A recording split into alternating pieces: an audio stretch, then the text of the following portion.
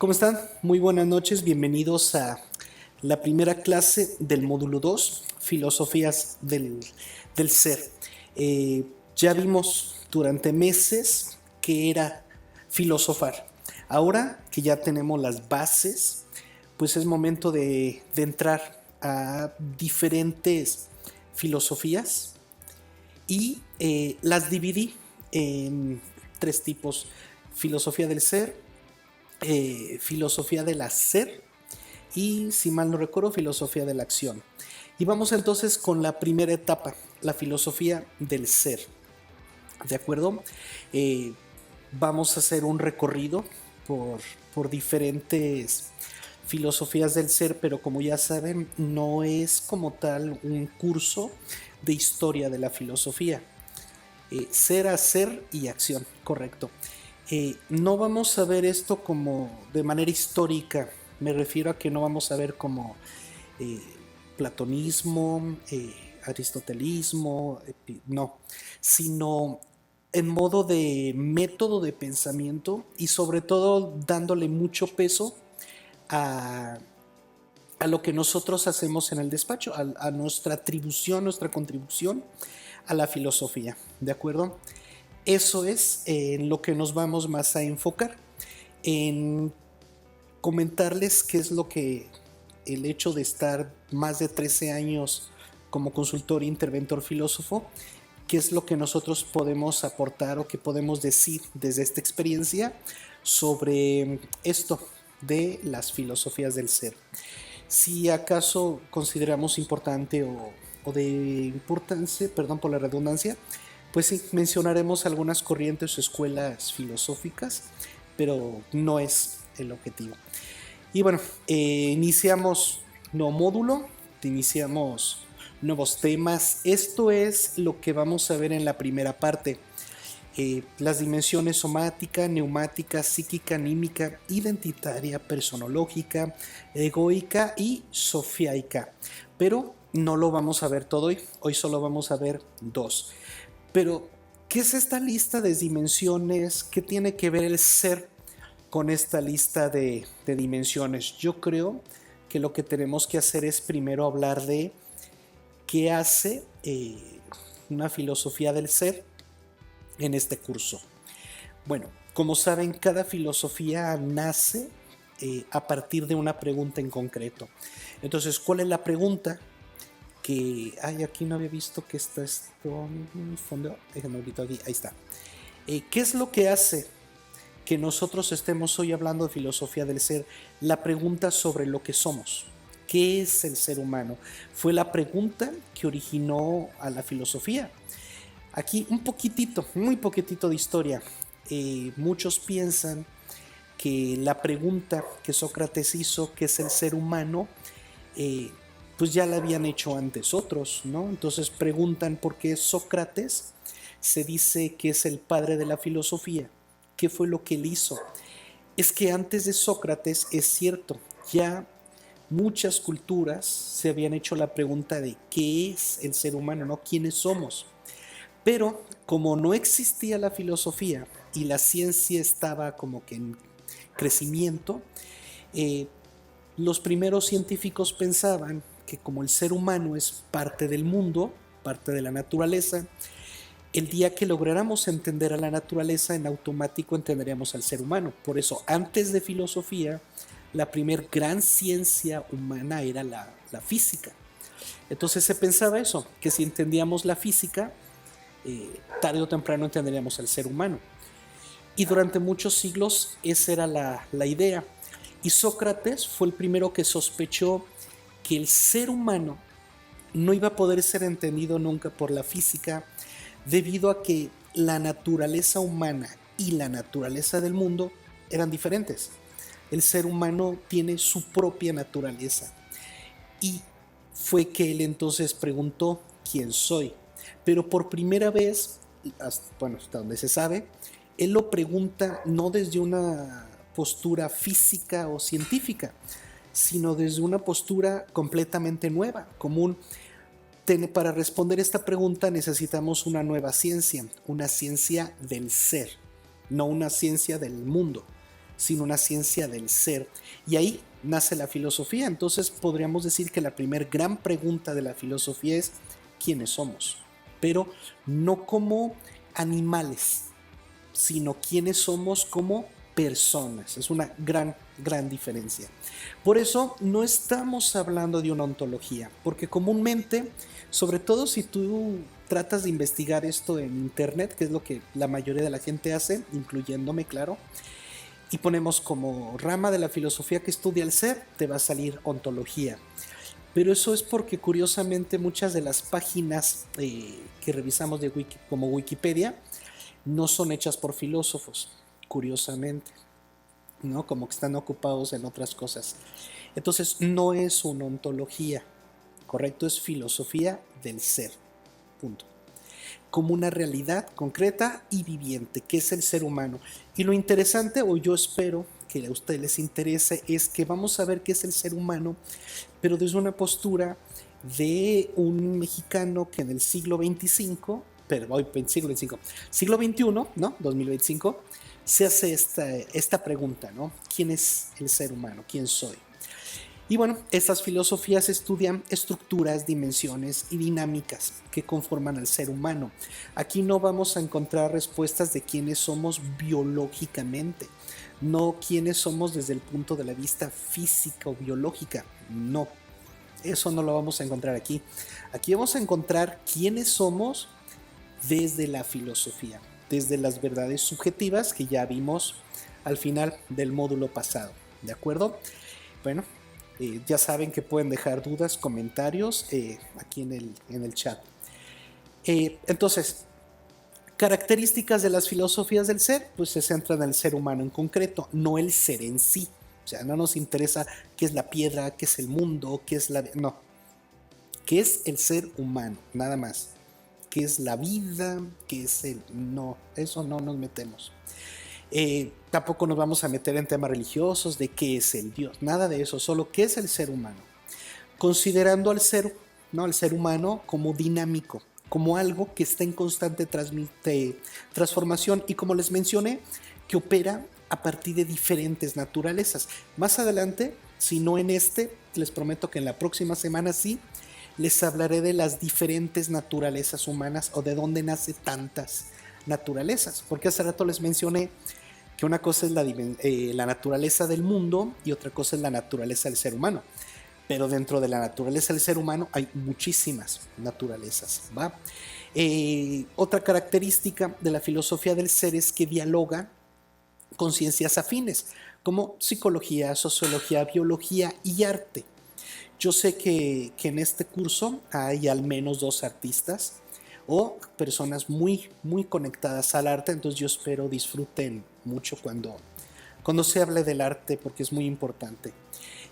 Incorporan tanto la estructura interna como la interacción con el mundo, porque tampoco se trata de pensar que la filosofía del ser solo dice qué es el ser humano olvidándonos del mundo. No, el ser humano está en un mundo, forma parte del mundo. Por lo tanto, para poder entender qué somos, no basta con hacer una reflexión de qué nos compone, sino también qué nos conecta con la realidad, ¿de acuerdo? Y pues busca dar sentido a la existencia. Recordemos que la existencia y la realidad son diferentes. La realidad es esto que les decía del mundo, ¿no? La física, pero la existencia es precisamente lo que nos hace ser humanos. Digamos que el ser humano es un existente inmerso en una realidad, ¿va? Entonces, si nosotros fuéramos objetos del mundo, no tendríamos sentido o nuestro sentido estaría determinado por nuestra propia naturaleza. Pero al ser seres existenciales, eso significa que nuestro sentido no proviene del mundo, sino de nuestra relación con el mundo. Entonces, ¿cuál es el sentido del ser humano? La relación que elija tener con el mundo. Y cuando digo con el mundo, incluyo a los demás humanos. Es decir, para mí, el único existente soy yo. Todos ustedes son parte del mundo. Por lo tanto, para mí ustedes son parte de la realidad. Pero yo soy parte de la realidad para cada existencia. No sé si fui claro con esto, pero aunque seamos muchos humanos, solo tenemos una existencia y los demás humanos son parte de nuestra realidad. Por lo tanto, el sentido de nuestra existencia pues también tiene que ver con cómo nos conectamos con la realidad y con las otras personas. ¿Y cuál es bueno, esas son sus características y cuáles son sus objetivos? Comprender qué significa ser. O sea, nacemos siendo humanos, la biología dice que pertenecemos a esa familia, pero ¿nacemos siendo humanos o la humanidad es algo que tenemos que encontrar, crear, construir? Para nosotros la humanidad es algo que se tiene que crear. No nacemos siendo humanos, nos convertimos en humanos. Entonces uno de los objetivos de las filosofías del ser es precisamente pues justificar esta idea de que el ser humano es algo en progreso, ¿correcto? Es un trabajo en progreso. Recordemos que trabajo en progreso significa algo que está en producción, que aún no está terminado, pero ya está al alcance del mundo, ¿no? Nosotros somos un trabajo en progreso porque aunque no estamos todavía terminamos, no hemos madurado, ya tenemos que vivir en el mundo. Ojalá naciéramos ya terminados y completos, pero sería muy aburrido, creo yo. Otro objetivo es explorar las dimensiones y condiciones que hacen posible esta conexión, esta existencia, porque si no logramos explorarlas, entonces no podríamos decir que sí somos diferentes al resto de los seres vivos. Tercero, analizar las tensiones, porque ojalá que el ser humano en su existencia fuera súper estable y súper armónico, pero constantemente vivimos en una tensión entre todo lo que compone nuestra existencia, más tensiones con la realidad, más tensiones con otras existencias, con otras realidades. Entonces, eso también es uno de nuestros objetivos, porque son precisamente estas tensiones las que producen crisis existenciales, que son las que precisamente tratamos en un despacho de filosofía, crisis existenciales que derivan de estas tensiones. Ofrecer modelos de integración, es decir, ya vimos que las crisis existenciales son completamente pues naturales debido a nuestra naturaleza existencial. Por lo tanto, tenemos que ofrecer desde la filosofía pues alternativas, porque tampoco se trata de decir que la vida va a ser así y un sufrimiento, claro que no. Y por último, servir de fundamento para otras filosofías aplicadas, como lo que mencionaba de la consultoría, la intervención, pero también para la ética y la educación. Y podemos agregar otras como la política, la epistemología, etc. Y por último, ¿cuáles son los objetos de estudio? ¿Qué vamos a estudiar durante estas semanas? El ser humano en sus distintas dimensiones, que son las que les leí al inicio en el índice. La existencia como un proceso temporal, es decir, vamos a ver que cada una de nuestras dimensiones se mueve en un tiempo distinto. Por lo tanto, eso lo complica todavía más. ¿Por qué? Porque si de por sí es difícil resolver estas tensiones, ahora agrégale que estas tensiones están relacionadas directamente con tiempos distintos. ¿Qué otra? La identidad y la personalidad las vamos a ver por separado, pero parte de lo que somos. Una manifestación de nuestra existencia es como seres con identidad y seres con personalidad. Vamos a hablar de la sabiduría como nuestro máximo meta, o sea, la meta del ser humano, o dicho de otra manera, alcanzamos nuestra humanidad cuando llegamos a la sabiduría. Igual que en la clase pasada que mencionamos que la sabiduría es el criterio de verdad trascendental más importante, aquí nuevamente aparece la sabiduría ya no como criterio de verdad trascendental, sino como el máximo alcance, el máximo límite, no sé, la meta del ser humano. Menciona, no es el mismo tipo de sabiduría, sí es el mismo tipo, pero en diferente enfoque. Ya no nos vamos a enfocar en su criterio de verdad, sino en si yo puedo llegar a ella. Porque en el módulo pasado hablamos de la sabiduría como un criterio de verdad, pero no hablamos de ¿Podemos llegar a él? ¿Cómo llegamos a él? Mencionamos que era lo que un filósofo quiere lograr, ¿no? Preguntar, estudiar. Pero en este momento que estamos en la filosofía del ser, sí nos vamos a enfocar en cómo alcanzar esta sabiduría, ¿va? Porque si es un proceso y es un camino muy largo poder llegar a la sabiduría. No todos pueden llegar a ella, entonces no todos pueden ser humanos. Esa es una afirmación con la que yo estoy completamente de acuerdo, pero es muy fuerte, ¿no? Efectivamente, Harry, yo considero que no todos pueden ser humanos. Bueno, en términos de, ¿cómo le llamaba Aristóteles? Potencia. O sea, en potencia sí. Uno podría decir que en potencia cualquiera puede ser humano. Pero en términos de realidad y a cómo vemos la historia del mundo, a cómo se ha desarrollado la historia del humano, podemos ver que han habido personas, bueno, no lo quiero llamar personas, han habido Homo sapiens que no han llegado a su humanidad, al contrario, se han deshumanizado, han ido en contra del mismo ser humano. Hablo de asesinos, violadores, farsantes, estafadores. Esa gente no alcanza su humanidad, al contrario, se deshumaniza. Entonces suena fuerte, pero estoy de acuerdo. En potencia cualquiera podría, pero en realidad hay quienes históricamente, o sea, históricamente lo podemos ver, nunca alcanzaron su humanidad. Pero claro, estamos hablando desde la filosofía. Si estuviera aquí alguien de derechos humanos, si estuviera aquí algún biólogo, diría que no, estoy equivocado, que por el simple hecho de ser humano, todos son humanos, ¿no? Me encantaría un día preguntarle a esas personas, entonces Hitler era humano, ¿no? Entonces, pues, había que respetarlo entonces. Si no llegaron a la humanidad, ¿qué serían? En términos biológicos, pues Homo sapiens, ¿no? En términos filosóficos, inhumanos. Así les llamaré yo, inhumanos, ¿no? Incluyéndome a mí, si no he alcanzado mi humanidad, pues sigo en la inhumanidad, ¿no? ¿Por qué? Porque tampoco puedo decir, ah, yo ya alcancé mi humanidad, ¿no? Ese es un trabajo interno que tenemos que hacer cada uno de nosotros. Entonces, la sabiduría es, en esta ocasión, más que un criterio de verdad, es la meta integradora. Cuando todas las dimensiones que nos componen por fin logran integrarse en un solo ser, en una sola existencia, eso es lo que llamamos la sofía. Entonces, no sé si quedó claro que una cosa es la sabiduría como criterio de verdad y otra cosa es la sabiduría como una meta o un horizonte de integración.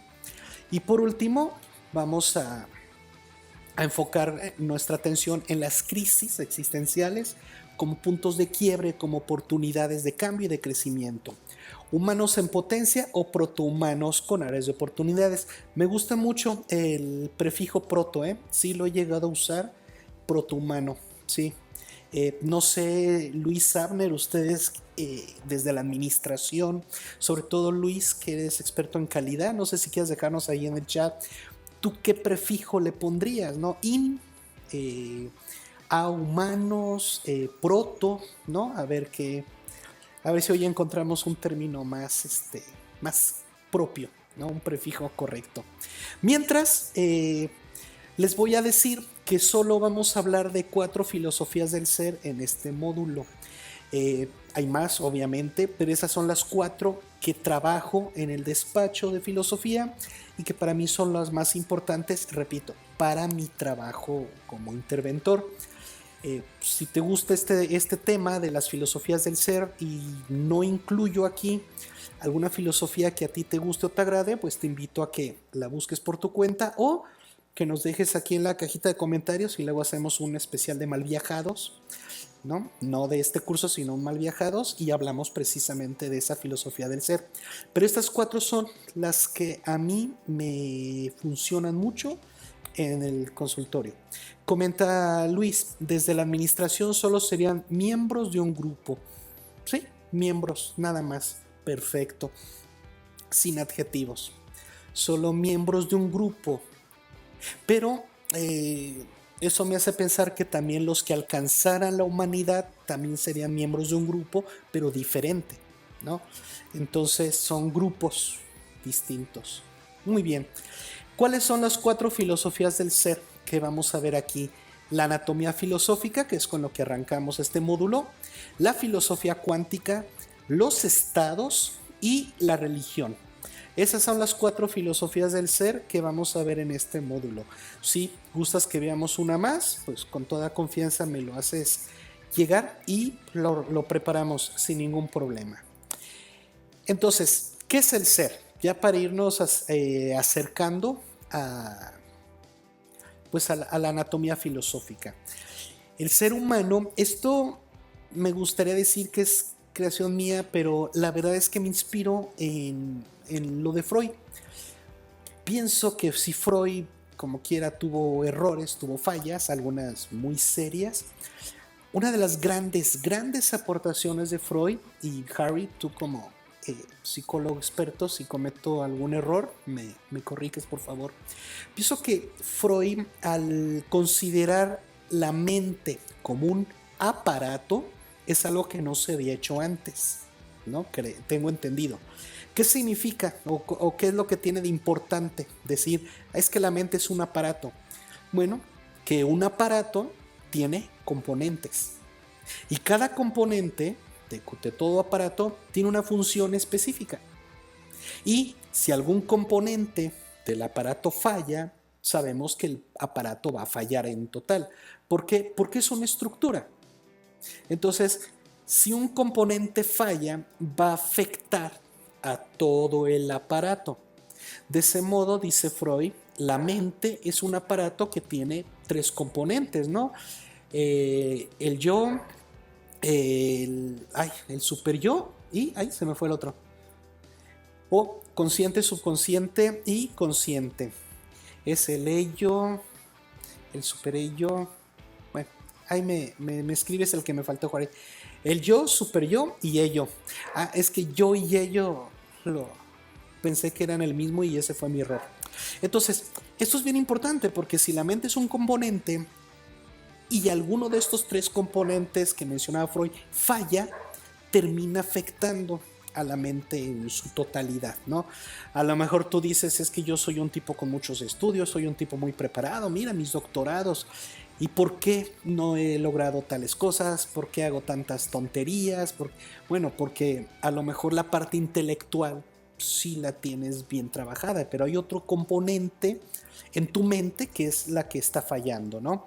Entonces, tomando esto que para mí fue, repito, lo más importante o lo de más valor en el trabajo de Freud, entonces me pregunto si el ser humano, no solo la mente, sino el ser humano puede ser visto como un aparato constituido por diferentes componentes. A estos componentes les llamo dimensiones. Entonces, si el ser humano es un aparato compuesto por dimensiones, que vamos a ver 8.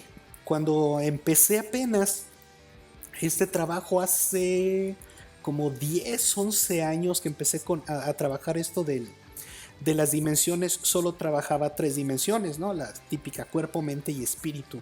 Con los años se fue agregando una cuarta, una quinta dimensión y ahorita ya vamos en la 8ª dimensión. No sé si en un año o 2 o más tengamos o encontremos otra dimensión más, pero por lo pronto son 8 las que hemos descubierto en el despacho de filosofía y son con las que trabajamos. Y estas dimensiones están interrelacionadas porque forman parte de la estructura humana. Recordemos que una estructura es donde todo está conectado y todo importa. Y si algo falla, termina afectando a la totalidad. Entonces, si alguna de estas dimensiones no la tenemos trabajada, pues se nota en el mal funcionamiento del ser humano.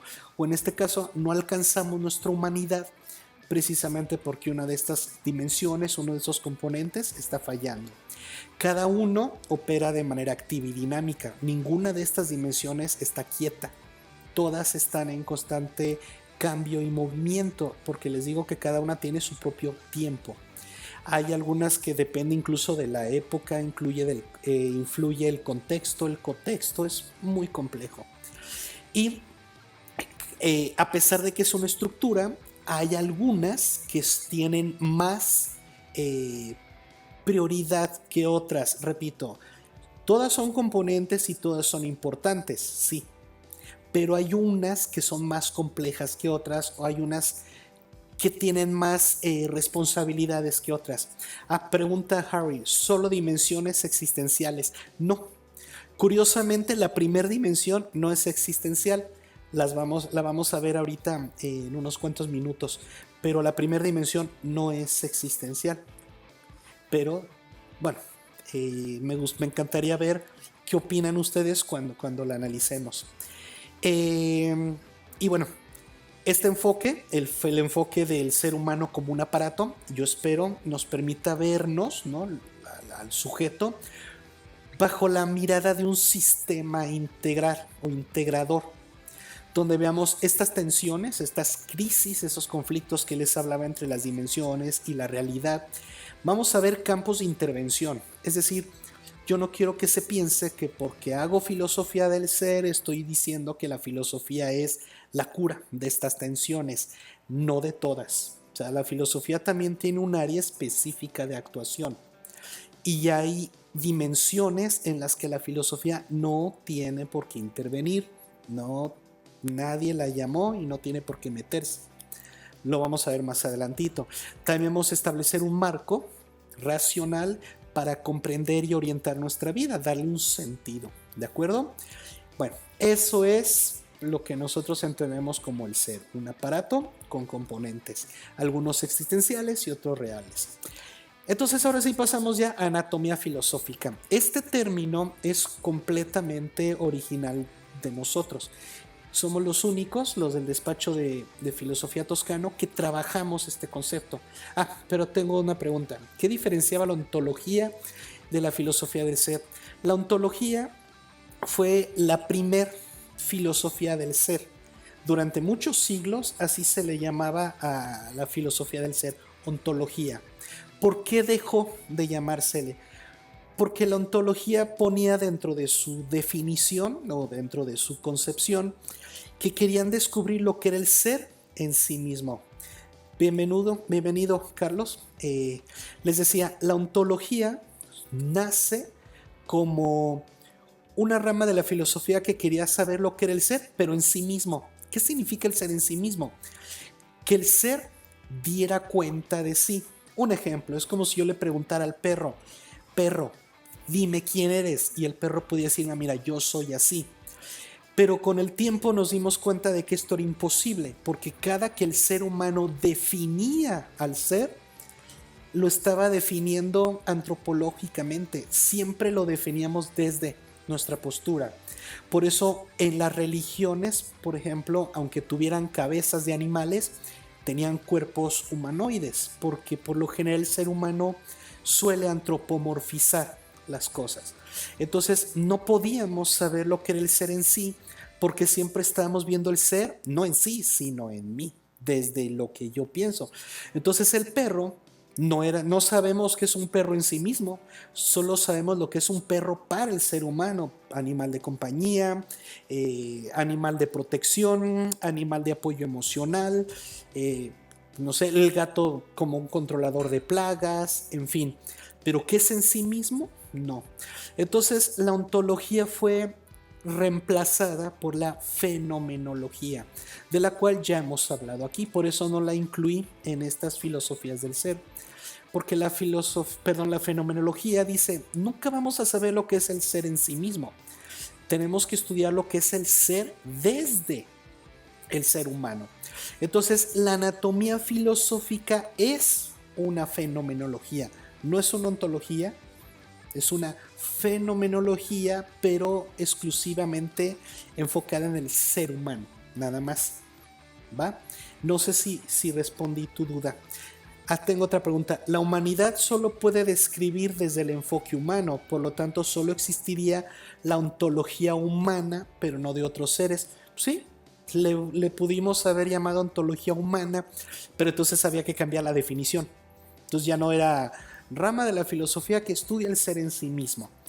Y no fue necesario porque surgió la fenomenología. Entonces, ya teniendo la fenomenología, pues ya, la ontología fue como que pasada a segundo plano.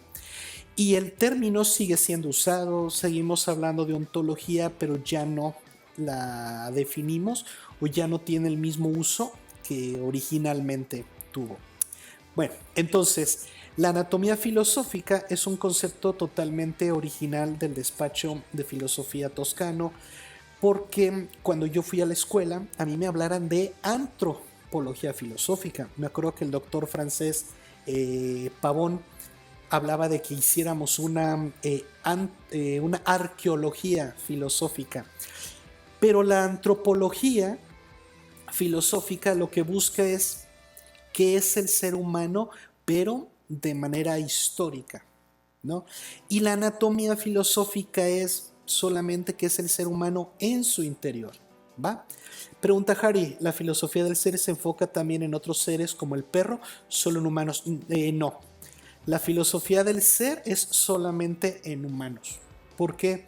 Porque como te dije, es una fenomenología. Entonces, solo es qué es la realidad desde el ser humano. Entonces, ¿podríamos hacer filosofía del perro? Sí, pero no sería ontológicamente del perro, sino sería desde lo que para el ser humano es un perro o puede llegar a ser. ¿Sale? Pero siempre es desde la humanidad, desde el humanismo, que es el perro, ¿va? No sé si respondí tu duda. Igual habla que hablar de derechos animales. Siempre he dicho a modo de broma, porque en realidad no afecta tanto, pero es curioso. No deberíamos llamar derechos de los animales, sino derechos de los humanos con respecto de los animales. No es que los animales tengan derechos. El ser humano debe proteger al animal, debe cuidar al animal. El derecho que pueda tener un animal siempre va a depender de la relación del humano con ese animal. Porque digo, ¿cuántos insectos, cuántas cucarachas y cuántos mosquitos matamos? Y ahí no hablamos de derechos de los animales. Por lo general solo hablamos de animales grandes, mamíferos sobre todo, o que están en cierto riesgo de extinción. Pero es un tema polémico.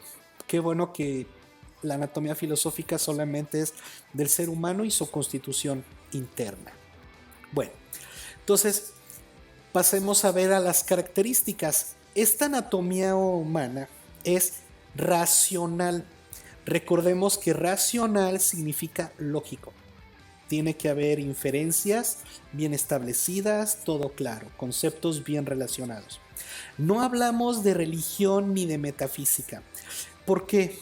Porque yo voy a mencionar mucho alma, espíritu, pero no desde el punto de vista religioso, ¿va?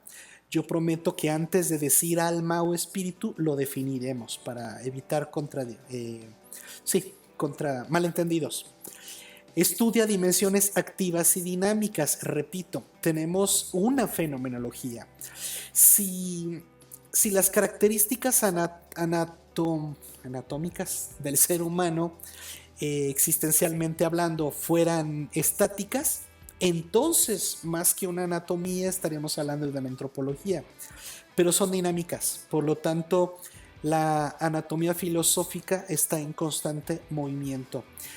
La idea de esto es completamente práctico para su uso en intervención filosófica y busca la integración, no la fragmentación. No estoy buscando que digan, entonces tenemos 8 dimensiones, entonces estamos divididos. No, son 8 dimensiones, son 8 componentes, todas forman parte del mismo ser. Por lo tanto, todas tienen sus funciones y hay que cuidarlos. Los objetivos de la anatomía filosófica es comprender las dimensiones o componentes. Ya ustedes me dirán en la cajita del chat si prefieren que les diga dimensiones o creen que componentes sería menos conflictivo, o si se te ocurre algún otro término, estoy abierto a sugerencias. Detectar tensiones o crisis existenciales, promover la madurez. Ya saben que la intervención filosófica, a diferencia de la consultoría o la terapia, el objetivo de la intervención filosófica es alcanzar la madurez. Orientar al sujeto hacia la sabiduría o dimensión sofíaca. Ya lo vimos, tanto como criterio de verdad como ahora componente integrador. Y por último, pues servir de marco teórico para el trabajo de la intervención filosófica, como ya lo había mencionado. ¿Qué es lo que vamos a estudiar? La estructura humana. Pregunta Harry, ¿los componentes humanos se pueden medir como una dimensión? A ver, no todas las dimensiones se pueden medir. Las primeras 4 dimensiones pueden ser medidas como, ya saben, alto, largo, ancho y tiempo. Las dimensiones físicas se pueden medir, pero las dimensiones no físicas las dimensiones cuánticas no se pueden medir. Por eso, terminando la anatomía filosófica, vamos a brincar directamente a filosofía cuántica, porque ahí es donde vamos a ver este tipo de preguntas. Y no, las dimensiones cuánticas no se pueden medir hasta donde yo sé. Si alguien tiene otra información, le agradeceré muchísimo me corrija. Pero hasta donde sé, las dimensiones cuánticas no se pueden medir. Y una de las cosas que vamos a ver en filosofía cuántica es que el pensamiento es cuántico. Por lo tanto, el pensamiento no se puede medir. Por eso hemos fallado con esto de medir la inteligencia, medir la imaginación, medir el espíritu. Entonces, no. Estos 8 componentes humanos, uno sí se puede medir. Los otros 7, no. No hay manera de medirlo. No sé si respondí tu duda. Mientras sigo, los objetos de estudio de la anatomía es la estructura humana, ¿no? Esas dimensiones o esos componentes que nos constituyen. Los procesos de madurez, de integración y de crisis. Los padecimientos. Es bien importante entender que estas dimensiones, como habíamos dicho en la metáfora del aparato, un componente puede fallar. Un componente eléctrico, como una computadora, un teléfono, puede fallar por agua, temperaturas elevadas, etc. Bueno, de la misma forma, los componentes del ser humano pueden fallar.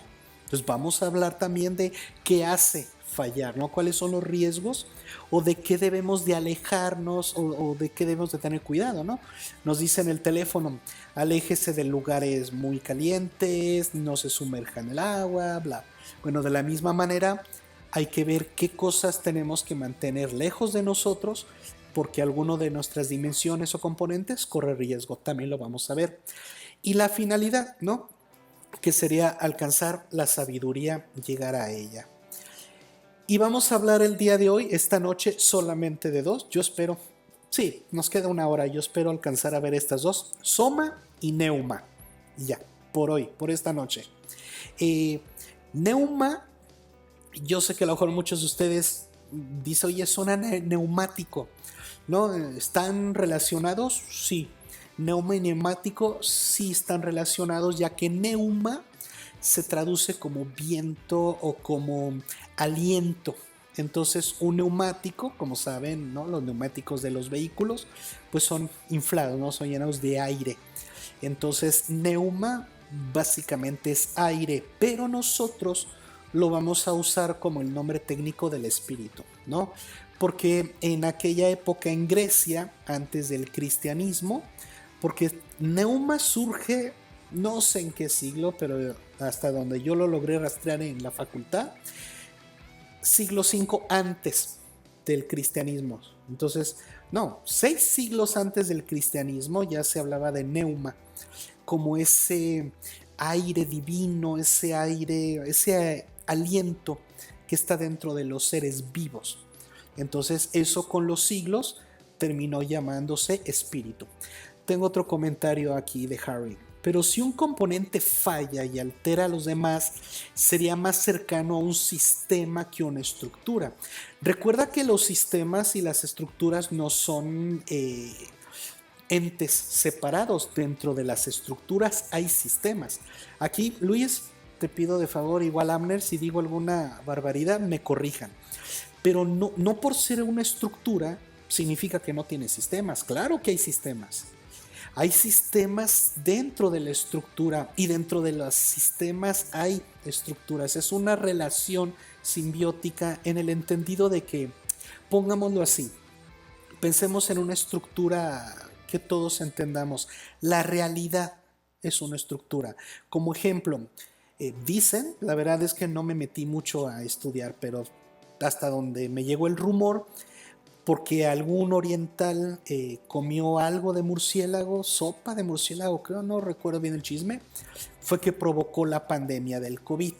Entonces tú dirás, ¿cómo es posible que un tipo a millones de kilómetros de Morelia, que es donde yo vivo, me haya venido a contagiar o haya venido a contagiar o nos haya provocado que todos nos encerráramos, ¿no? Ese es un ejemplo de estructura. Un solo sujeto, todo el caos que provocó.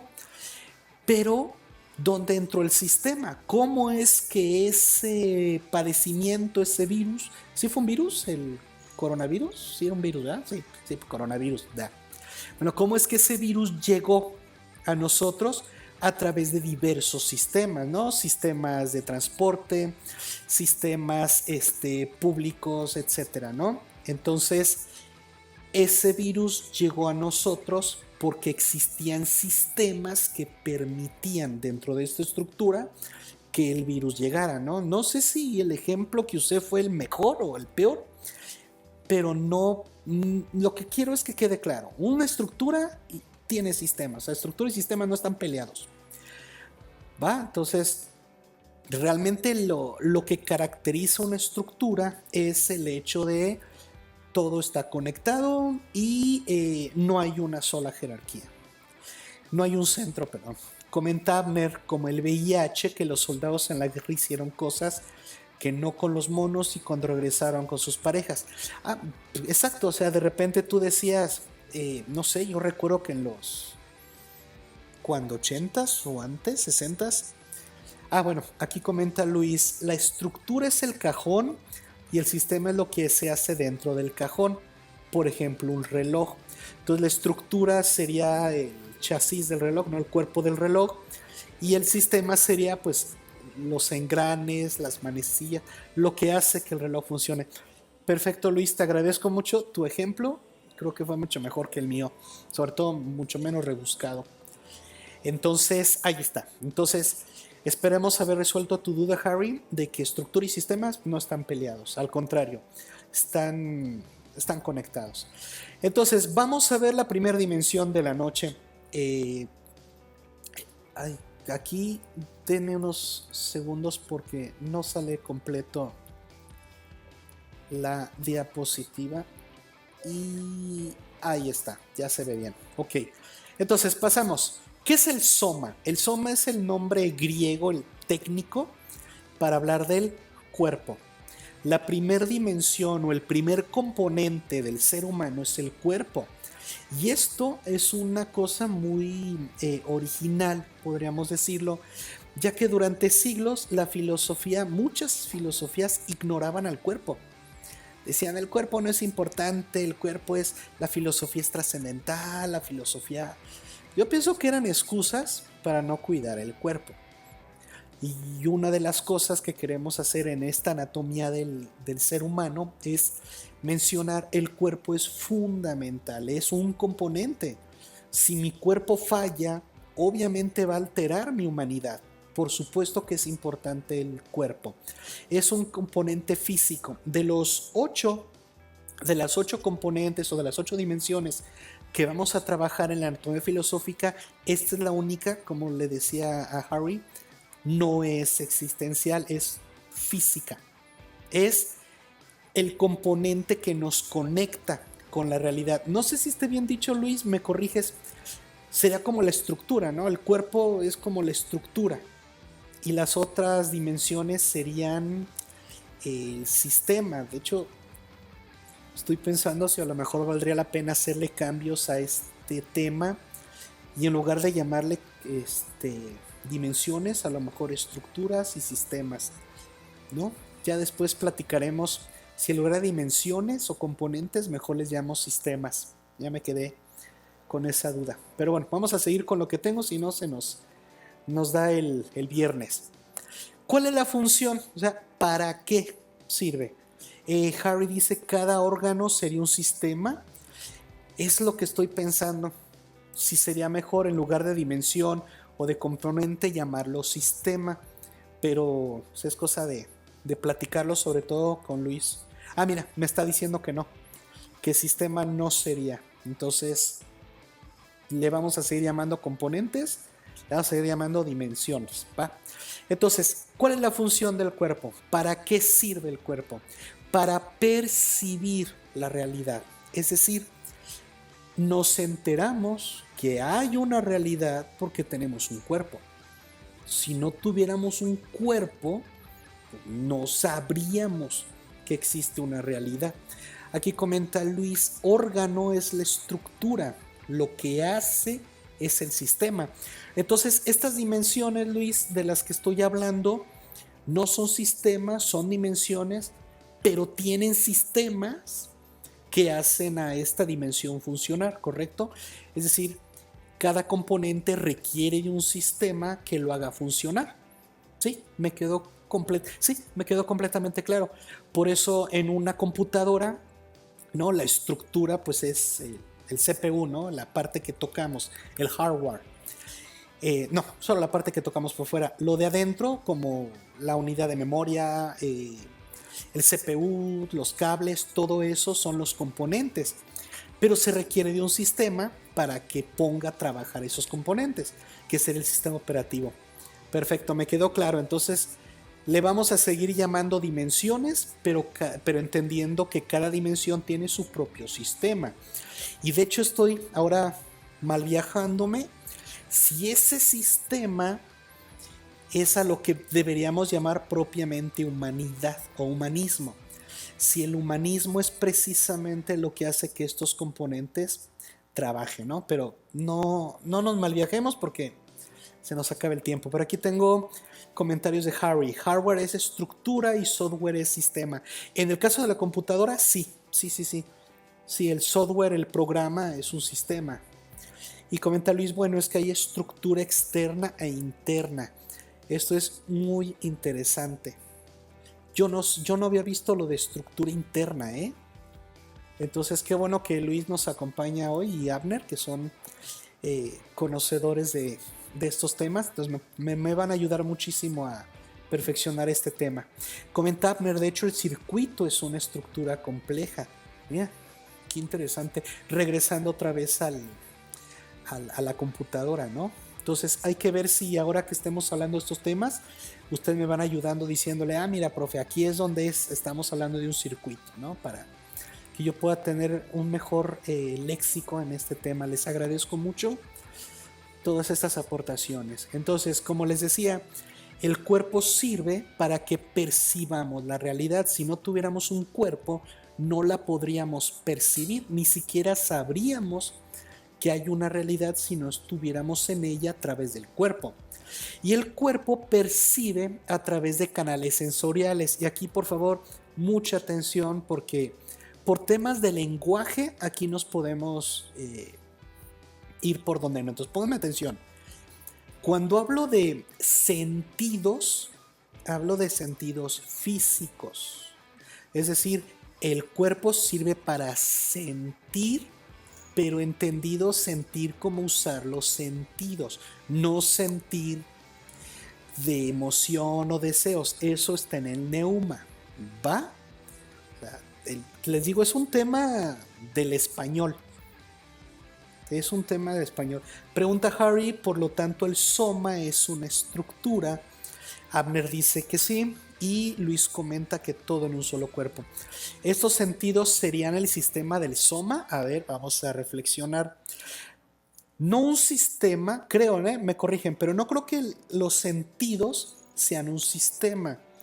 Porque un sistema se caracteriza porque tiene órdenes, tiene líneas, tiene indicaciones. En cambio, los sentidos humanos no es un sistema. Además, no todos tienen todos los sentidos o no funcionan igual. Yo, por ejemplo, el sentido de la vista lo tengo pésimo. El olfativo, ni hablar. Soma es el cuerpo. El soma, cuerpo y soma. Entonces, cuando hablo de sentir la realidad, me refiero a usar los sentidos. El cuerpo sirve para moverte y ser el vehículo de la existencia. Pero también bien importante, y creo yo es la más importante, es el soporte vital. Es decir, Sin cuerpo no vivimos. Aunque hay gente que quiere pasar su conciencia, creo que todavía no es posible. En la actualidad, el cuerpo es el soporte vital del ser humano. Sin cuerpo no hay humanidad. Al grado de que la controversia de si una persona que tiene algún padecimiento neurológico que ya no le permite tomar conciencia, incluso se duda que esté vivo, ¿no? Es un tema interesante, pero bueno, no es el tema de hoy debatir. Ese es el cuerpo. ¿Para qué sirve? Para percibir la realidad, para saber que existe una realidad allá afuera. Nos permite movernos en 4 dimensiones, que es alto, ancho, largo y tiempo, ¿correcto? Y es el soporte vital de la humanidad. Pero se mueve en un tiempo concreto. No existe un solo tiempo, hay al menos 3 tiempos que vamos a ver aquí. Vamos a ver más de 3, pero el primero es el Cronos. El Cronos es el tiempo que se puede medir. El Cronos sí se mueve. El Cronos es el tiempo que traemos aquí en nuestro reloj. Es el tiempo con el cual sabemos cuántos años tenemos, sabíamos qué día nos íbamos a conectar y a qué horas, aunque a algunos se les olvidó. Pero ese es el tiempo Cronos, el tiempo que usamos de manera estándar. Todos es el tiempo que usamos medible. Nuestro cuerpo se mueve en el Cronos. Es decir, mi cuerpo tiene una edad y esa edad es independiente de cómo yo me sienta por dentro. Yo puedo sentir súper joven, pero no lo estoy.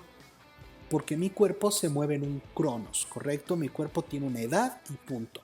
Eso significa que el cuerpo depende del Cronos. Por lo tanto, afecta su crecimiento, su envejecimiento, sus ciclos biológicos y en algún momento su muerte. Por eso el cuerpo, por estar dentro de un Cronos, nuestro cuerpo no puede trascender. Nuestro cuerpo tarde o temprano se marchita, se vuelve polvo. Tú dirás, ¿se puede conservar en una momificación? Podría ser, pero que yo sepa, esa práctica cultural ya no se usa, ¿no? Entonces el cuerpo se mueve en un Cronos, por lo tanto el cuerpo nace, crece y muere, y de eso no se escapa ningún cuerpo. ¿Cuáles son los padecimientos?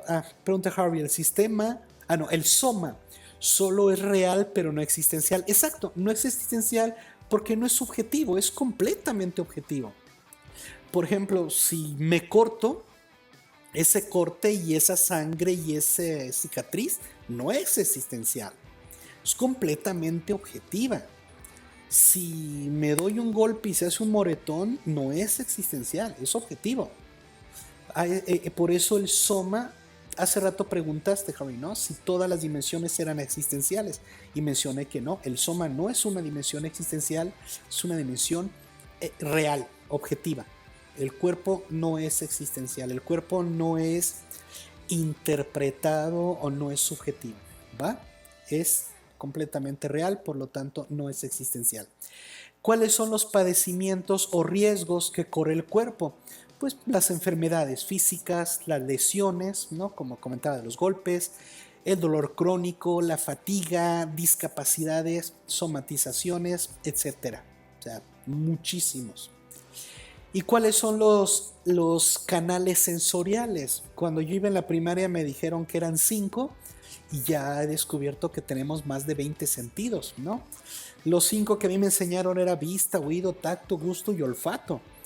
Pero por ejemplo aquí les agregué 3, pero aclaro que son más de 20. Está la propiocepción o kinestesia, está el sentido vestibular o del equilibrio, está la interocepción, donde incluye la termocepción, que es el de la temperatura, pero también hambre, sed, dolor, etc. Entonces, el cuerpo humano es es una dimensión muy compleja, pero es totalmente real, no es existencial. Seguimos. ¿Cuál es el valor? ¿Cuál es la importancia del cuerpo? Porque repito, durante muchos siglos y en muchas filosofías el cuerpo era despreciado. Era como que lo más importante es el intelecto, lo más importante es la razón, ¿el cuerpo qué? El cuerpo no importa. Y luego por eso terminaban muertos y enfermos. El valor del cuerpo es que es una base material y condición de posibilidad de la experiencia, importantísimo. Cuando el existencialismo afirma que la vida no tiene sentido, mucha gente le preguntó a Sara o le preguntó a otros existencialistas. Incluso a mí me llegaron a preguntar en la facultad, pues entonces si lo que ustedes los existencialistas dicen es cierto, pues entonces mátense, si la vida no tiene sentido, entonces mátense. No, en primera porque la muerte tampoco tiene sentido. Y en segundo, porque cuando tú mueres, cesa, se acaba, es eliminada cualquier posibilidad de ser. Mientras estés vivo, aunque sean pocas o muchas, pero mientras estés vivos, ahí existe la posibilidad de ser. Puedes aprender algo, puedes aportar algo. Mientras haya vida, hay posibilidad. Al llegar la muerte, se acabó la posibilidad, al menos para este ser. Porque al retirarse de la realidad, ya no hay la posibilidad de haber hecho algo.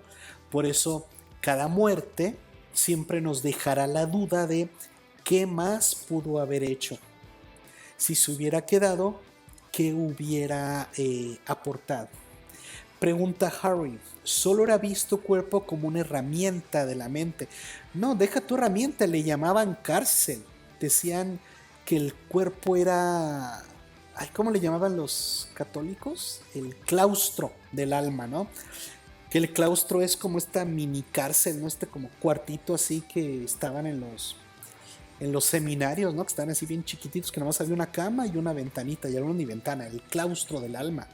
No, ni una herramienta. Lo veían como imperfecto, como culpable de nuestras distracciones. O sea, de verdad parecía que odiaban el cuerpo, ¿no?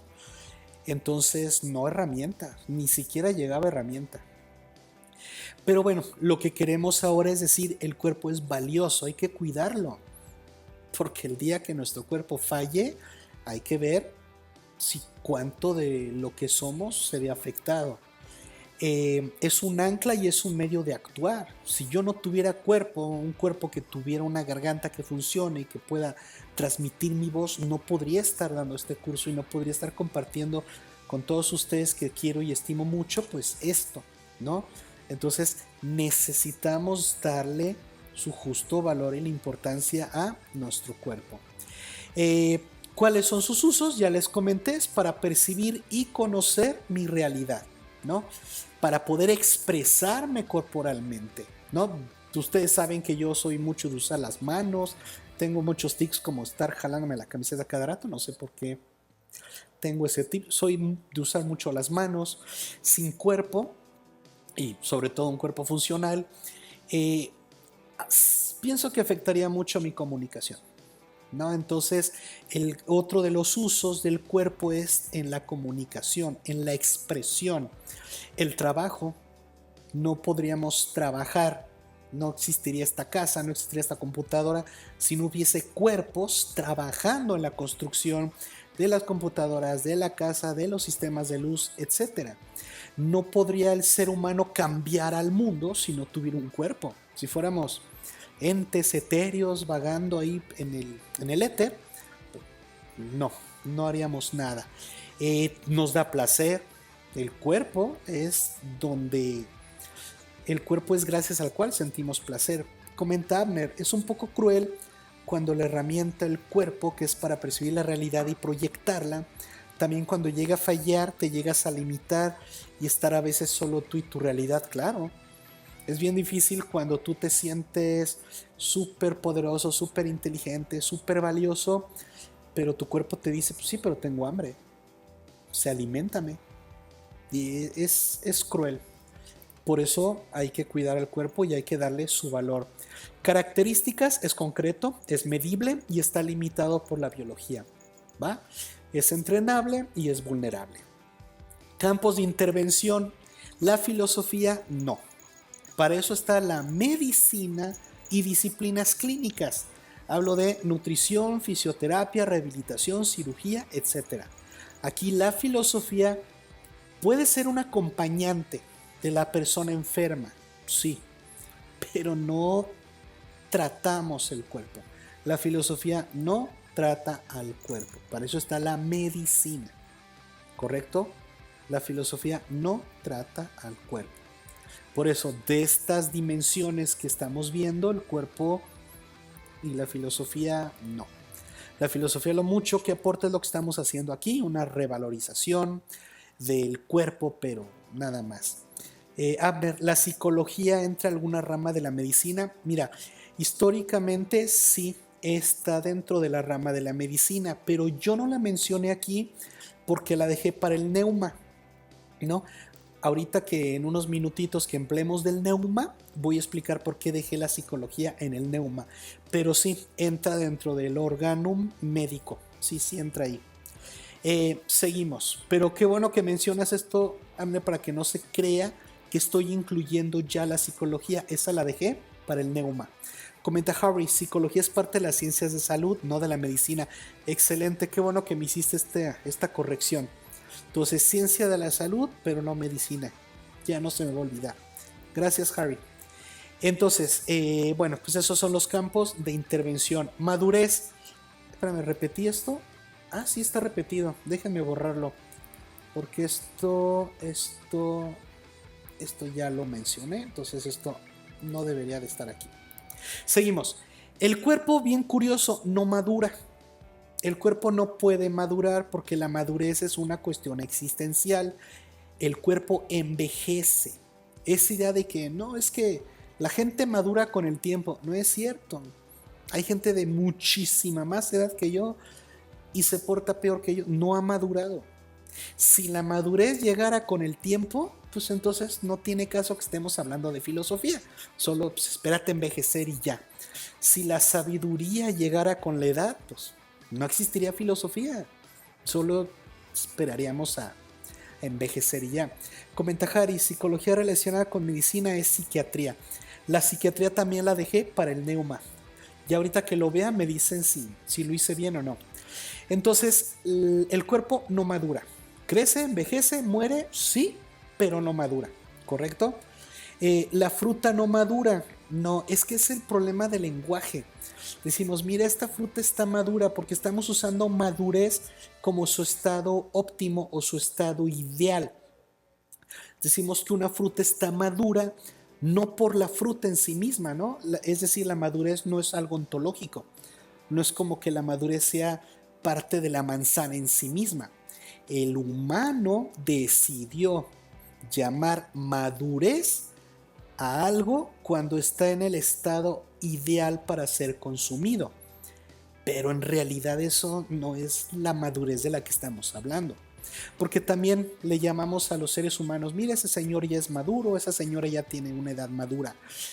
Pero no es cierto. No hay una edad en la que nosotros digamos, mira, ya alcancé mi estado ideal, porque es relativo. Si es un estado ideal deportivo, pues a lo mejor es en la juventud, donde alcanzo mi madurez como atleta. Pero si es como entrenador, a lo mejor sería ya más grande y dependiendo los estudios. Entonces, no deberemos confundir. Esta metáfora de la manzana sirve para diferenciar. No es madurez de la que estamos hablando. Madurez biológica, ciertos órganos o células, tampoco estamos hablando de eso. Hay gente, comenta Abner, que no importa cuánto vivan o qué viejos se pongan, no maduran y esa es una realidad, sí. Entonces la madurez no tiene que ver con el cronos, ¿va? En el caso de la manzana, no es que la manzana madure, le decimos así cuando alcanza su estado ideal para ser consumida. Pero si el objeto de la madurez fuera ser consumido por los demás, no, pues mejor no maduremos nunca. ¿Y cuáles son los signos de desbalance? Y con esto cerramos el soma. La hipocondria o negación del cuerpo, somatizaciones por conflicto emocional, obesidad, desgaste extremo por descuido, ¿no? Cuando pues, no le damos su mantenimiento al cuerpo. Eso produce desbalance. Entonces, imagínate, tú estás haciendo tus planes, ¿no? Sacas tu crédito para tu casa, tu coche, no sé. dices, sí, sí me alcanza, y de repente llega una enfermedad que no considerabas y te llega a afectar los planes. De verdad el cuerpo hay que cuidarlo. No obsesionarse, lo vamos a ver ahorita en el neuma, pero el cuerpo es valioso, es importante y es la primera de las dimensiones, es nuestro componente, ¿correcto? Y dentro de él hay sistemas, ¿no? Está el sistema respiratorio, está el sistema digestivo, que regulan el funcionamiento del cuerpo, por lo tanto hay que cuidarlo, hay que estar haciendo chequeos médicos, etcétera. Comenta Harry, la manzana se desarrollaría al igual que el soma, pero la madurez solo funciona con otra dimensión existencial. Correcto. Con la tercera, de la tercera en adelante podemos hablar de madurez, pero en las primeras dos dimensiones no hay madurez. No sé si tengan inconvenientes, vámonos con el neuma. Igual si siguen saliendo más temas del soma, regresamos. Neuma, como les había comentado, significa aire o viento, ¿no? Y con el tiempo terminó llamándose espíritu. Entonces, el espíritu es entendido como ese aire vital, esa cosa etérea, transparente, invisible, imposible de atrapar, pero que nos mueve. La idea del neuma tiene un origen muy romántico, cuando los primeros filósofos veían como el aire, ¿no? Soplaba el viento y cómo hacía que las hojas de los árboles se movieran, las flores se movían, cómo con el aire podías calentar algo, enfriar las cosas, como sin aire te mueres. Entonces, los filósofos se dieron cuenta muy rápido de la importancia del aire. Por eso le llamaban neuma a lo que siglos más tarde terminaría como espíritu. ¿Cuál es la función? Dijimos, el cuerpo sirve para percibir la realidad. ¿Para qué sirve el neuma? Para proveer energía vital. Es el aparato afectivo. Es todo lo que tiene que ver con emociones, deseos y pasiones, que son los tres afectos básicos. En otras palabras, el cuerpo percibe, pero el neuma siente. Por eso les dije hace rato que aguas, cuando yo digo que el neuma siente, no estoy hablando de sentir con los sentidos del cuerpo. Es un tema de confusión por el lenguaje en español, ahí sí ya no es mi culpa. Entonces, cuando digo que el espíritu siente, me refiero a los afectos, ¿va? ¿Y cuáles son esos afectos básicos? Deseos, emociones y pasiones, ¿va? Que vamos a ver más adelantito. ¿En qué tiempo se mueve? Porque hemos dicho que el cuerpo se mueve en el cronos. El neuma se mueve en el aion o el tiempo subjetivo. Es ese tiempo que no se puede medir. Pregunta Harry, ¿estaría más cercano a percepción que sentido? El cuerpo sí, el soma percibe, el neuma no percibe, el neuma siente, ¿va? Incluso en italiano, Harry, existe el verbo sentire, que se usa tanto para escuchar, pero para escuchar con atención. Por ejemplo, en italiano está ascoltare, que es el término común para decir sí te oí, sí te escuché. Pero sentire es cuando eso que escuchas realmente te conmueve. Entonces el sentire, incluso en italiano, es mucho más profundo que el ascoltare. Comenta aquí Abner. Esto de realidades y condicionamiento de interacción con el mundo, ¿cómo se relaciona cuando chocan con una alteración de la realidad por problemas como la esquizofrenia? Qué bueno que comentas esto, Abner, te me estás adelantando. El tema de la esquizofrenia pertenece al soma, es decir, dentro de los padecimientos que puede surgir el soma está la esquizofrenia. Porque aclaro, a partir de este momento en adelante ya no estamos hablando del cuerpo. Incluso cuando yo llegue a mencionar mente, no estoy hablando del cerebro. Es bien importante entender esto. El cerebro es somático, es decir, el cerebro forma parte del cuerpo, del soma. El neuma o el espíritu, aunque creemos que está dentro del soma, en realidad la medicina, la anatomía, la biología no toca el tema del neuma. Ni mente ni neuma es considerado por la biología, ¿correcto? Porque este tipo de dimensiones o de componentes existenciales no pueden ser medidos. Entonces, la esquizofrenia afecta al cuerpo, no al neuma. El neuma no puede tener esquizofrenia. No sé si me estoy dando a entender, pero el neuma no tiene alteraciones de la realidad, el cuerpo sí. Como había mencionado, como el cuerpo es con lo que percibo la realidad, si mi cuerpo está afectado en sus sentidos, la realidad la voy a percibir diferente. Un ejemplo, si tú vas por el desierto y tienes insolación y empiezas a tener alucinaciones, tú dirás, entonces esto que estoy viendo es falso. No, para ti es real porque lo estás viendo.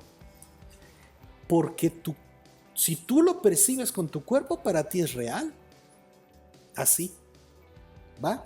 Si tu cuerpo lo percibe, para ti es real, ¿va?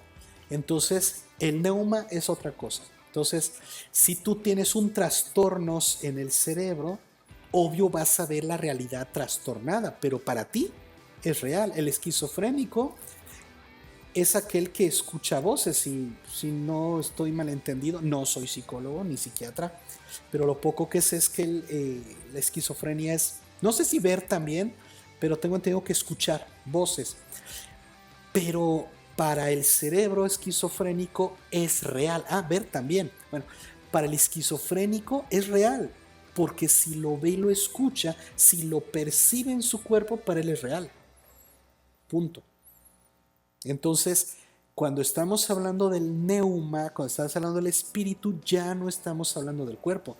Si nuestro cuerpo está enfermo, termina afectando las otras dimensiones. Por eso hay que cuidar al cuerpo, sí. Pero no, el neuma no puede tener esquizofrenia, la psique no puede tener esquizofrenia, ¿sale? Solo el soma. Comenta Harry, escucha y percibe también sentidos que no son reales para los demás, claro, pero para el sujeto esquizofrénico es real. Y dice Abner, y algunos actúan con miedo, los son peligrosos, llegan a matar a otros, sí, exacto, pero para ellos es real. Incluso si tienes un cuerpo que se droga, igual su realidad se altera.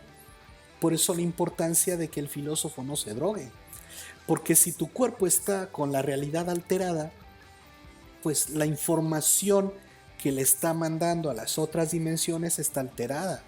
Por eso un cuerpo, digamos, con una percepción normal, con una percepción justa, correcta, adecuada, pues permite que la información que llegue a las otras dimensiones sea correcta.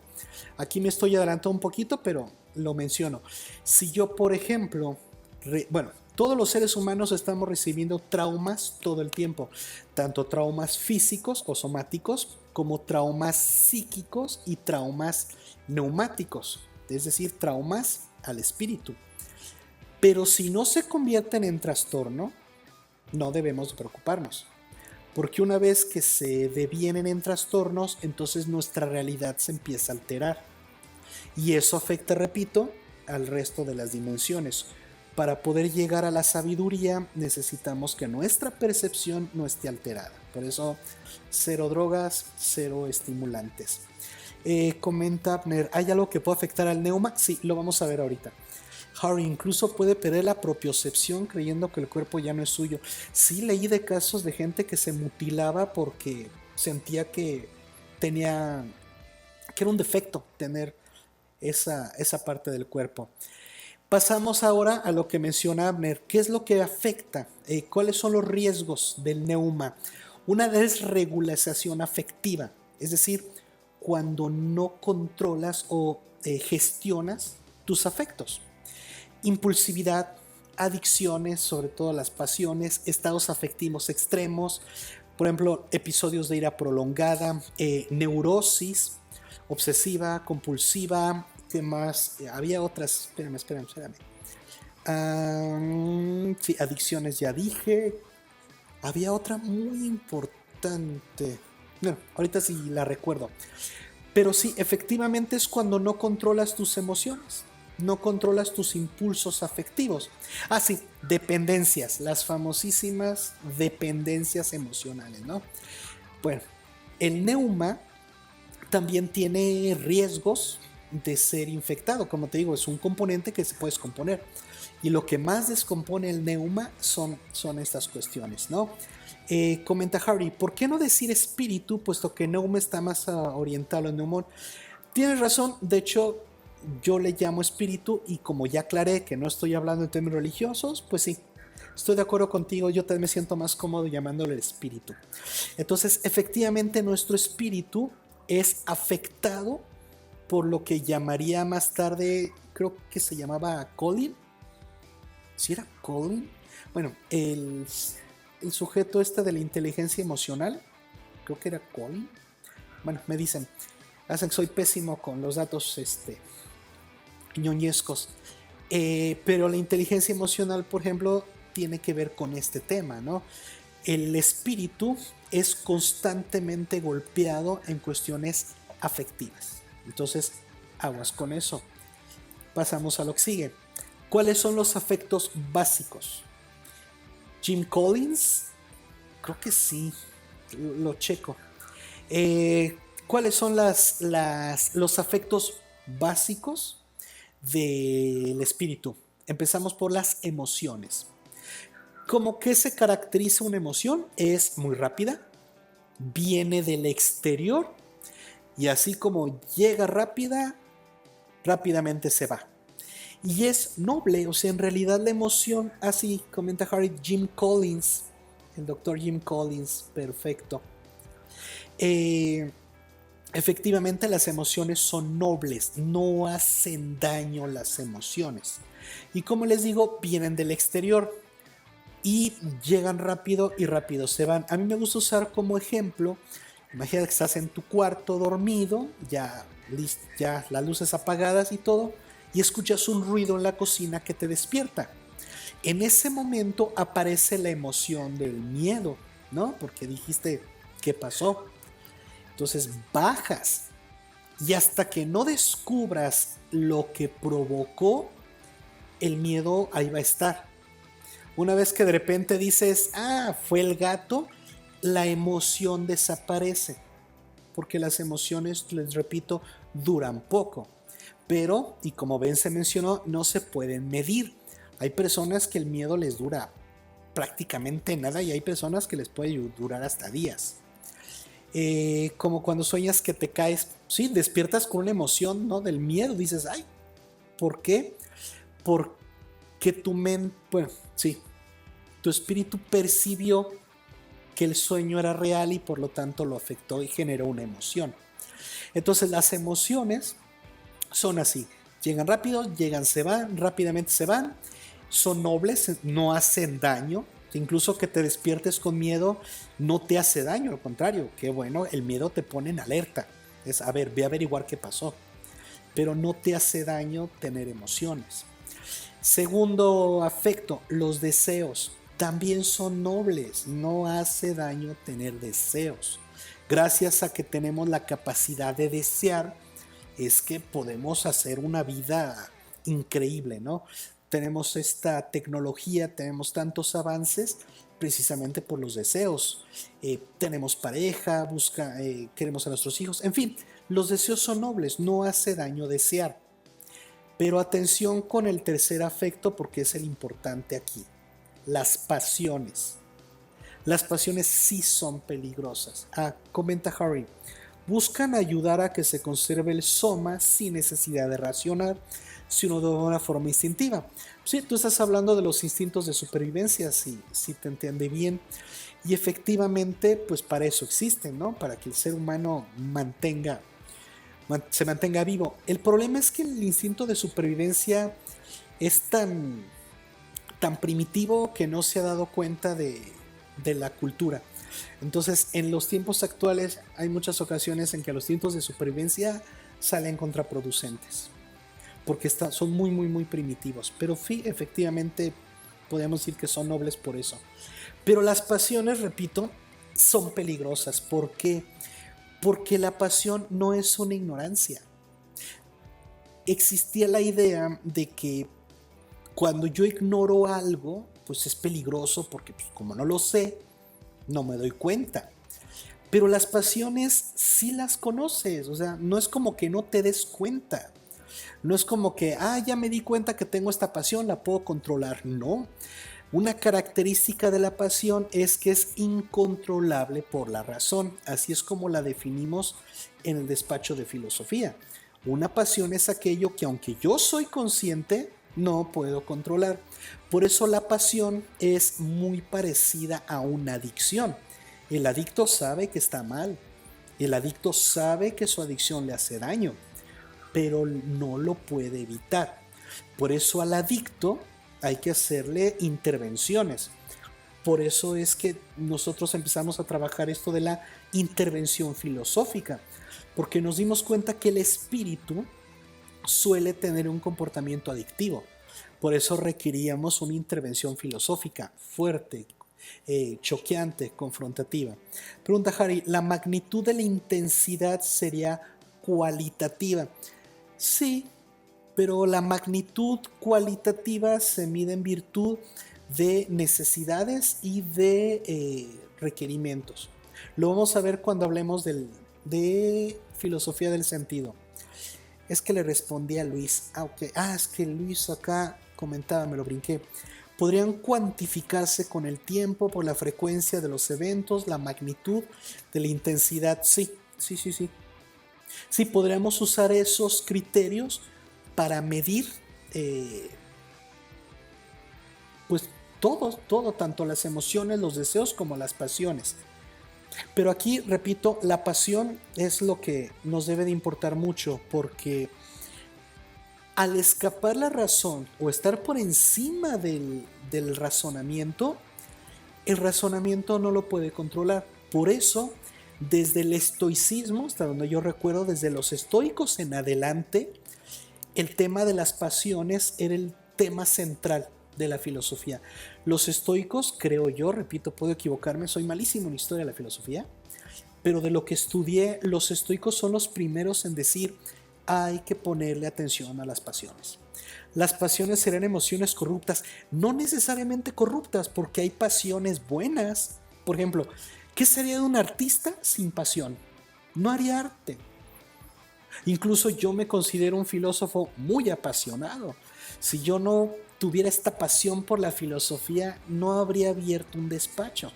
Estaría ahí en un cubículo haciendo ensayos o en un salón dando clases de historia de la filosofía. No, o sea, las pasiones son necesarias, que quede claro. El ser humano necesita afectos, necesita emoción, necesita deseos y necesita pasiones. Pero las pasiones pueden llegar a ser peligrosas y adictivas, porque si se juntan con el deseo, peor. Si imagínate desear algo y apasionarte de ese algo, entonces no vas a parar hasta no cumplir tus deseos. O sea, y ahí es ahí cuando estamos hablando ya de obsesiones, ¿correcto? Comenta aquí Harry, es que ahí dice que las pasiones son peligrosas y adictivas, ¿sí? Un ejemplo, imagínate que un día te molejas, te enojas mucho, ¿no? Y sacas tu coraje. Es bien difícil parar. A mí me pasaba cuando entrenaba artes marciales, a mí me enseñaron a ser siempre muy, pues solo defenderme, no golpear, no nada. Pero pasaba en los combates que tirabas una patada, la conectabas y te daba adrenalina. Y querías seguir golpeando. Y había momentos donde era difícil parar. Donde ya había dicho el juez, ya se acabó, ¿no? El árbitro decía, ya se acabó el combate y tú querías seguir golpeando. Por eso puede ser adictiva. Las pasiones, si no son atendidas, puede ser lo que termine afectando al espíritu. Abner comenta, aprovechando esto, ¿los crímenes de amor son pasionales? Sí se refiere precisamente a esto, solo que muchos usan el término pasión exclusivamente para temas románticos. Pero la pasión es así como lo estamos viendo, no tiene por qué ser algo romántico. O sea, la pasión es cuando no puedes controlar tus impulsos, cuando no lo puedes hacer, y obviamente como tenemos un cuerpo que manifiesta esa pasión, pues terminamos afectando a la realidad, afectando a otros. Comentan en algunos casos que un padre quiere cobrar venganza contra alguien que lastimó a sus hijos y explotó al punto de querer matarlo. Ahí estamos hablando de una emoción que está alimentando una pasión. Entonces es muy, muy complejo el tema de las pasiones. Por eso, repito, los estoicos trabajaban mucho la idea de la ataraxia, que también los hedonistas empezaron a trabajar. Ataraxia es la imperturbabilidad del espíritu, es rechaza al exterior, rechaza al exterior. Comenta Harry, ¿se podría medir por intensidad, afecto, deseo, pasión? Bueno, es que afecto son todos estos entran en la categoría de afectos. Deseo, pasión, sería más bien emoción, deseo, pasión. ¿Se podrían medir por intensidad? Sí, hay emociones muy intensas, hay emociones no tan intensas, deseos, sí, correcto. No di ejemplo de deseos ahora que lo recuerdo. Un deseo es algo que también viene del exterior y también dura poco. Y curiosamente el deseo aparece solo en presencia de lo que deseo. Y cuando lo que deseo desaparece de mi percepción, también desaparece el deseo. Por ejemplo, estás viendo una película y de repente aparece el comercial de una pizza. En ese momento deseas la pizza, la viste, se te antojó y la deseaste. Pero pasa otro comercial o luego sigue la película y pues ya dejas de pensar en la pizza, desapareció el deseo. A menos, repito, que estés fomentando ese deseo de manera consciente. Que estés repitiendo, quiero una pizza, quiero una pizza, quiero una pizza, y puede devenir en pasión, ¿va? Tampoco están escritos los ejemplos de pasiones positivas. Tienes razón, debía haber, pues, es que cuando haces diapositivas, al menos yo no quiero que quede con tanto texto y luego queda bien chiquito. Pero efectivamente, no están escritos los ejemplos de pasiones positivas, pero las hay. Sí hay pasiones positivas y tienes razón, se interpreta aquí como que solo lo estoy viendo como algo negativo.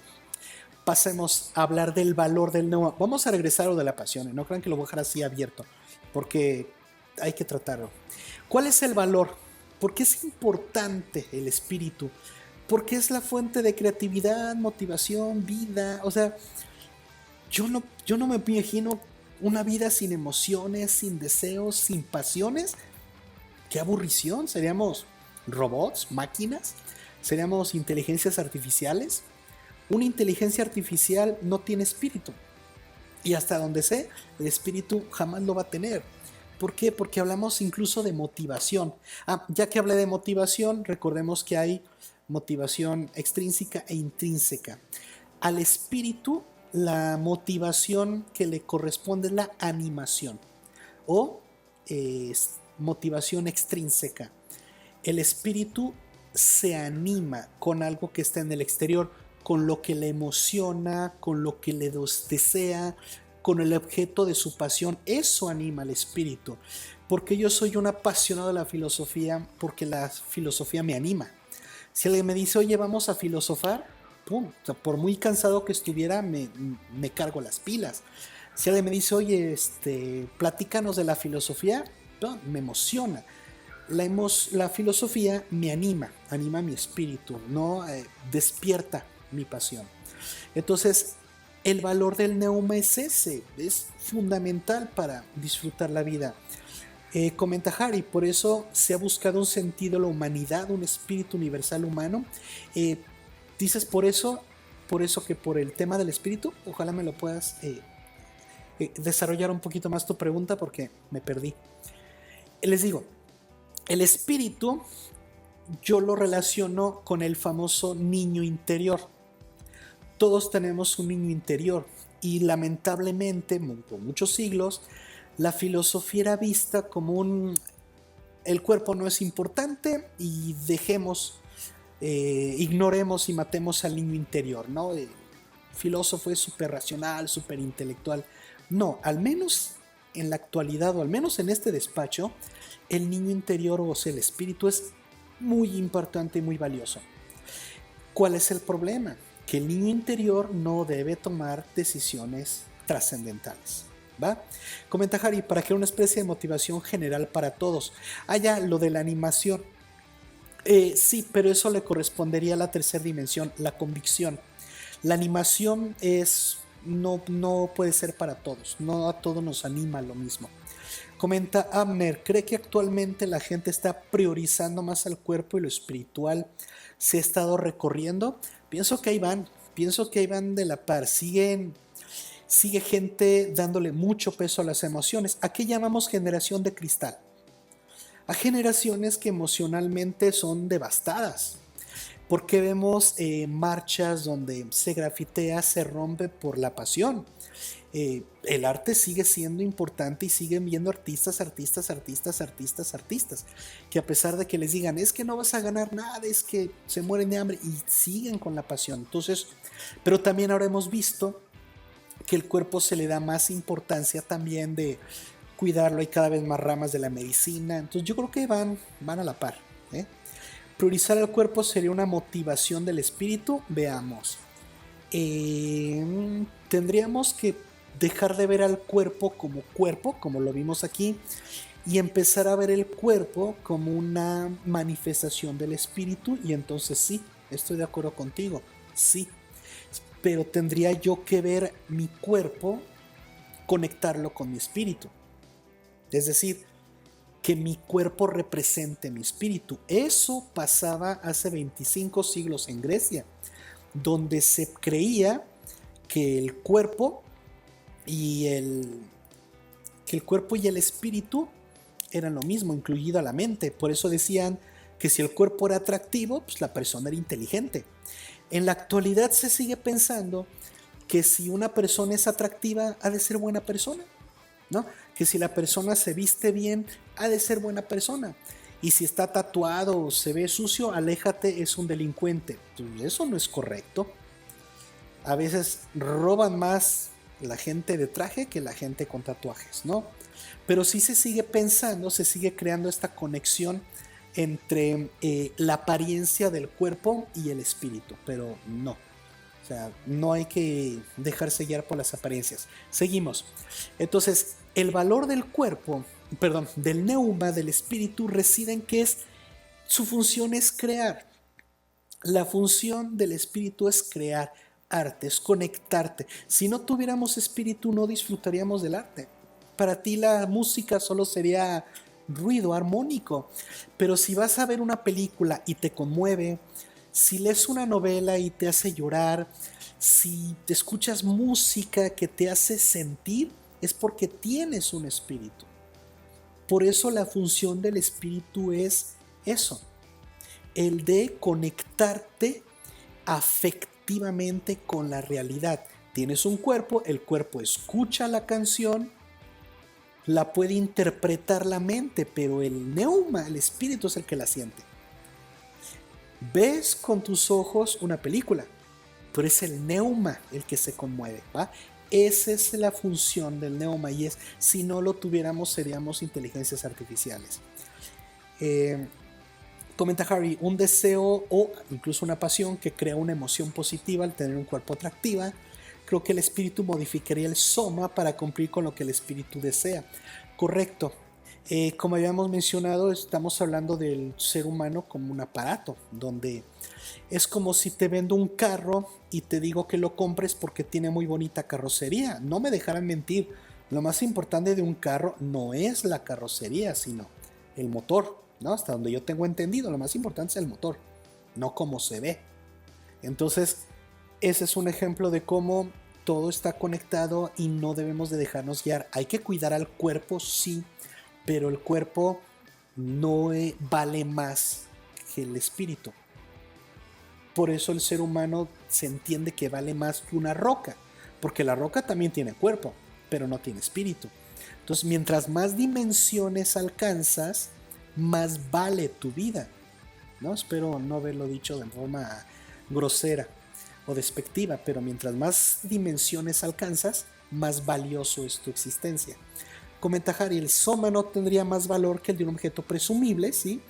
Pero no le importa que sea saludable. Y eso de presumible lo vamos a entender cuando veamos la cuarta dimensión. Ahorita no se me adelanten.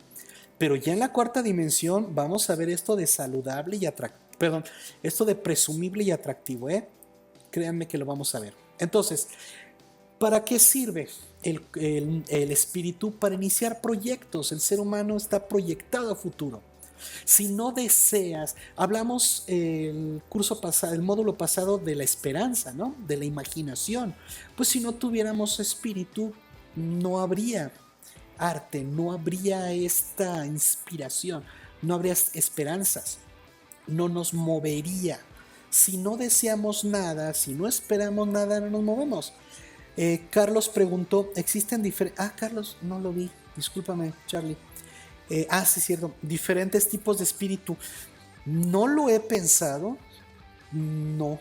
De entrada te digo no, pero obviamente dejando abierta la posibilidad de que quizás sea una omisión de mi parte. No se me ha pasado que haya diferentes tipos de espíritu.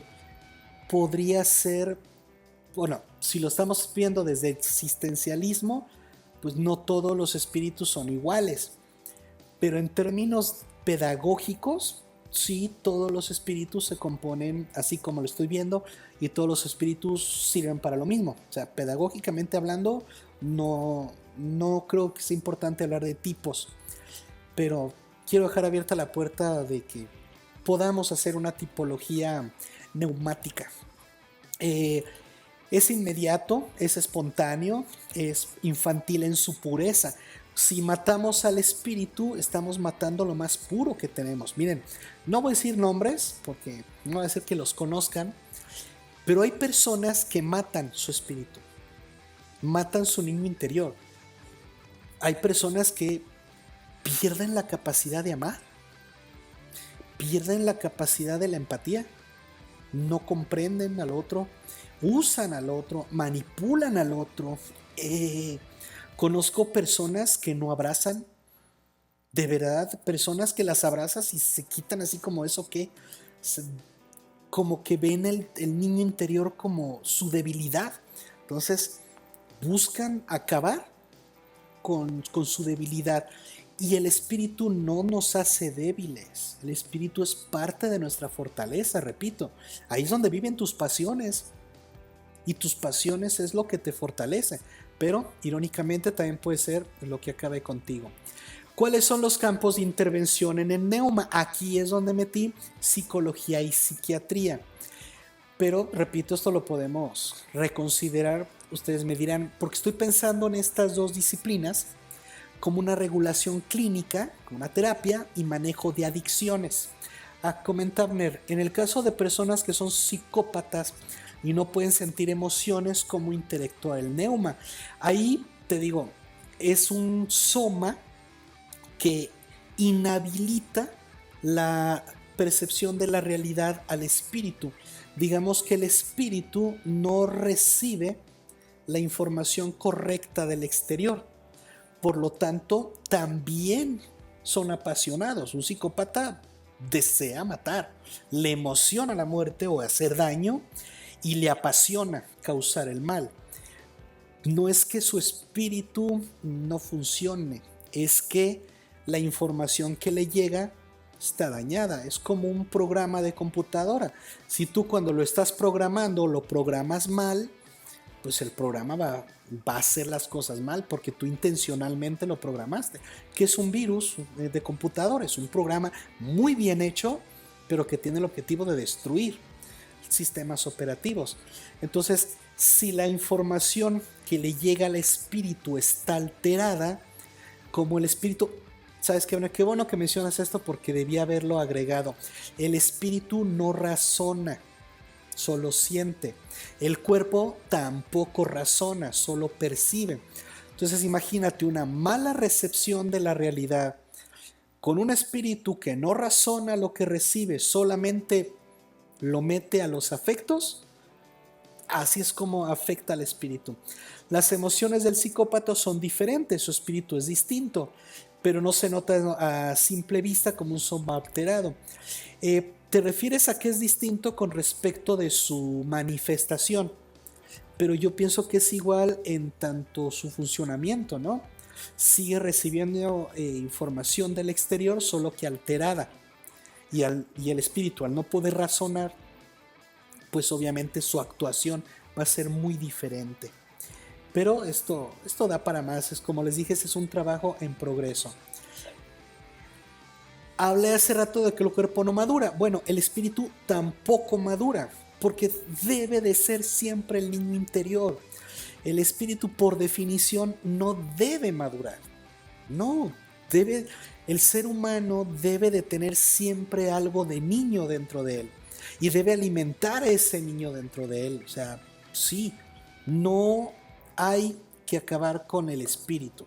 Es más, se dice que mientras más sabio es una persona, más en contacto está con su niño interior. Y mientras más dañado está tu niño interior, más sufres, ¿no? Necesita expresar siempre desde su nobleza. Si no tuviéramos espíritu, no nos conmoveríamos al ver el dolor de los demás, ¿no? Eh, la regulación depende de la mente, pero la mente la vamos a ver la próxima semana. El alma la vamos a ver la próxima semana.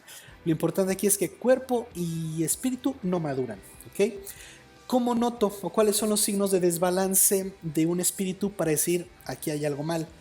Cuando las pasiones dominan, es decir, toman las decisiones basadas en una pasión. Por ejemplo, a mí me encantan los videojuegos. ¿Cómo sé que no es una pasión? Porque jamás he faltado a una cita, jamás he dejado un paciente plantado, jamás he dejado un trabajo colgado por estar jugando. Ahí es un ejemplo de cómo le doy gusto a mi espíritu al dejarlo que juegue, tengo ganas de jugar, de ver una película, de escuchar música, va. Pero sin que eso afecte mis responsabilidades como un adulto funcional, va. Pero ¿qué pasa con los que de plano su relación con la realidad es completamente afectada por sus pasiones? Entonces aquí hay un desbalance. Cuando son demasiado impulsivos, habíamos platicado esta gente que toma decisiones por dolor. Necesito que me duelan, necesito que me lastimen para terminar una relación. O necesito de plano ver así, ver que me está poniendo el cuerno y que me rompe el corazón para entonces retirarme, ¿no? Necesitan crear el impulso para actuar. Son muy reactivos. Decisiones destructivas, gente que sabe que está mal y de todos ahí va y lo hace. Incapacidad para posponer gratificación. Esto es cuando tú notas que hay un desbalance. Comenta Harry, si el soma se desarrolla, hay un equivalente con el espíritu. Interesante. El cuerpo crece y se envejece. No sé si estén de acuerdo, ahorita apenas se me ocurre usar la palabra nutrir. El espíritu se nutre, ¿no? Pero sería cosa de ver porque no lo había considerado. Pero hay que nutrir al espíritu con arte. En mi opinión, el arte es fundamental para el mantenimiento del espíritu.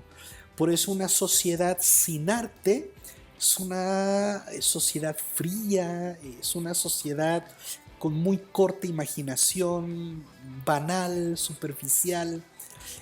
Sí, sería cosa de reflexionar si en esta época en la que vivimos, donde la letra de la música, de las canciones, perdón, cada vez le dan menos importancia al arte y es música muy sencilla, muy básica, son beats repetidos, beats, lo mismo, lo mismo, lo mismo, donde no importa la técnica vocal, donde no importa la técnica interpretativa, donde no importa el contenido de la letra, pues por eso de repente vemos cómo el espíritu humano está afectado. Creo yo que la generación de cristal en la que vivimos es un síntoma de que al espíritu le han dado en la torre.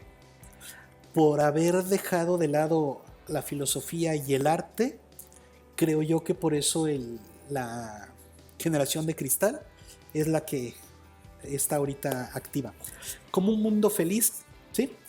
Comenta Luis, sigue siendo arte porque llega a la emoción aunque no tenga valor. Llega a la emoción pero no llega a la pasión quizá.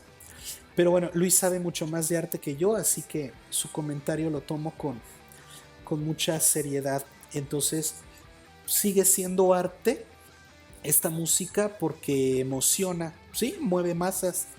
Pero en ese caso, entonces, todo lo que emociona es arte. Eso será cosa de comentarlo, pero será para la próxima semana porque ya se nos acabó el tiempo. En resumen, el cuerpo o dimensión somática.